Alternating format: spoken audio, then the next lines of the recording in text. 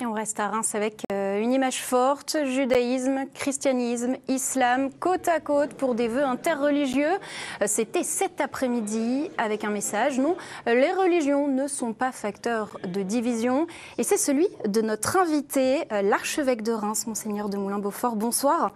Bonsoir. Vous étiez donc présent à ces vœux, on l'a vu. Alors pourquoi cette volonté de dialogue commun ? Voilà, d'abord parce que c'est une habitude que nous avons. Nous nous rencontrons assez régulièrement. Il y a déjà 4 ans, juste avant le confinement, nous nous étions rencontrés. Nous avions choisi de présenter nos vœux à la population du Grand Reims ensemble. On pourrait le faire chacun dans son coin, mais il y a plus de sens à le faire ensemble. Et puis, il y a eu le confinement, différents événements. L'été dernier, nous nous sommes rendus ensemble dans le quartier Croix-Rouge après les émeutes. Et nous avons décidé de nous retrouver régulièrement, tous les 8 du mois. Le 8 parce que c'est un 8 juillet, le 8 juillet 62, que le général de Gaulle et le chancelier Adenauer sont venus à Reims pour participer ensemble à la messe pour sceller la réconciliation entre la France et l'Allemagne.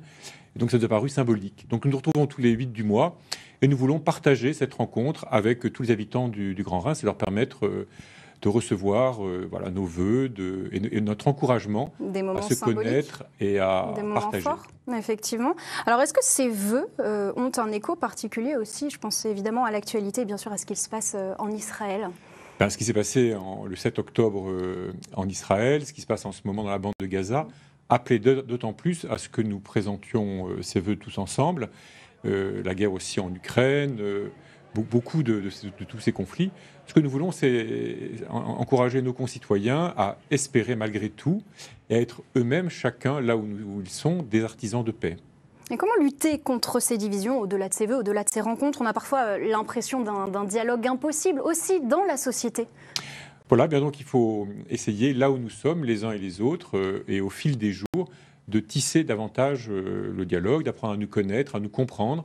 Et c'est pourquoi nous, responsables religieux, nous faisons notre petite part en nous voyant tous les mois. Et petit à petit, une amitié se crée, une amitié qui demande du temps, qui passe par des événements partagés ensemble.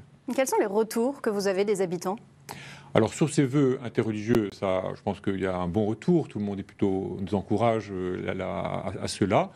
Et les quelques événements que nous pouvons faire, alors comme nous sommes allés en juillet, nous prenions le quartier Croix-Rouge, nous sommes allés à la rencontre des habitants et qui étaient heureux et soulagés qu'on vienne s'intéresser à eux et que nous venions leur partager notre capacité de nous parler. Dans les émeutiers, il y a peut-être de toutes les religions. Les émeutes n'étaient pas confessionnelles. Il y avait des gens de toute religion. Mais on peut inviter chacun à trouver dans sa religion des raisons d'aller vers les autres et de faire confiance aussi au cadre social dans lequel nous vivons. Et de dialogue. Hasard du calendrier, aujourd'hui, vous avez aussi participé à Paris comme président de la conférence des évêques de France à une conférence de presse sur l'aide à mourir.